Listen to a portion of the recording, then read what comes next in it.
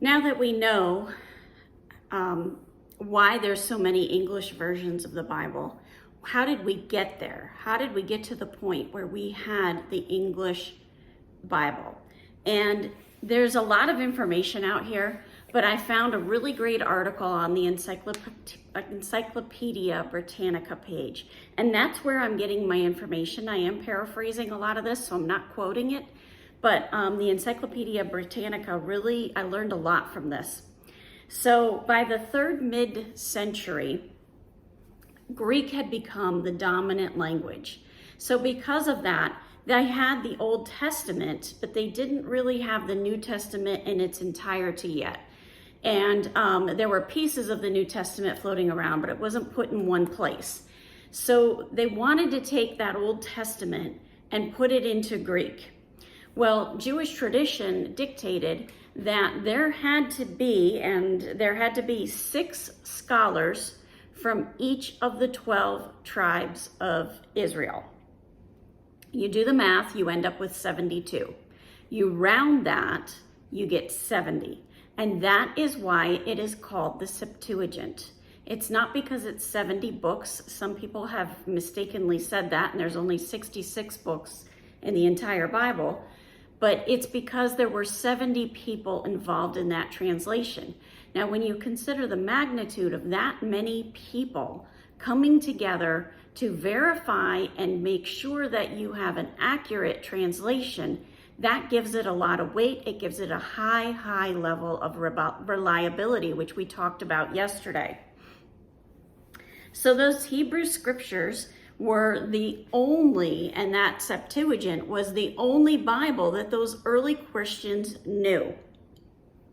In the meantime, many of the books in the Christian Bible and the New Testament were first written and recorded in Greek, and then others were put into Aramaic. So as Christianity spread, further translations of the Old and the New Testaments were translated into Coptic, Ethiopian, Gothic, and most important, Latin. That Latin version was based on the Septuagint, and that version is called the Vulgate. And it became the standard of Western Christianity for 1,000 years, maybe even more. The Hebrew scholars wanted to go back to that Hebrew text. So they took the Septuagint and they translated it back into that Hebrew. When they did that, it created the Masoretic text. So we have the Pentateuch, which was the closest thing we have to the original Hebrew. We have the Septuagint, and now we have the Masoretic text, which was translated back into Hebrew. And that Masoretic version was transmitted by scribes with fidelity, and it was continuously transcribed with that fidelity all the way up until they had movable type in the 15th century. So now we're in the 1400s. The very first 100% complete English Bible was credited to John Wycliffe and his team of followers. But originally, William Tyndale in 1525 to 1523 translated all of the New Testament and parts of the Old Testament. But that entire Bible, that is credited to John Wycliffe.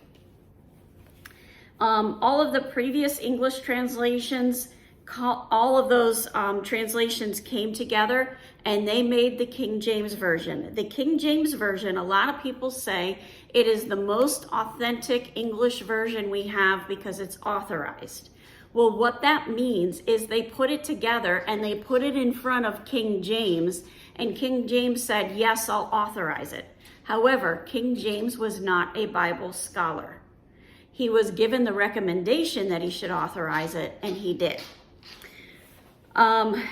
Avoiding the strict liberalism in favor of an extensive use of synonym, it was a masterpiece of Jacobean English and the principal Bible used for 270 years. So that King James Bible is a huge part of how we got our modern translations.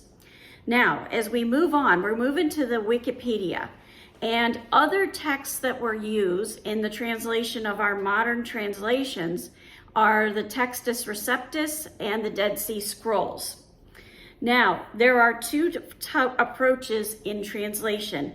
One is called literal translation. Another word for it is formal equivalence. Those are considered more of a word-for-word translation.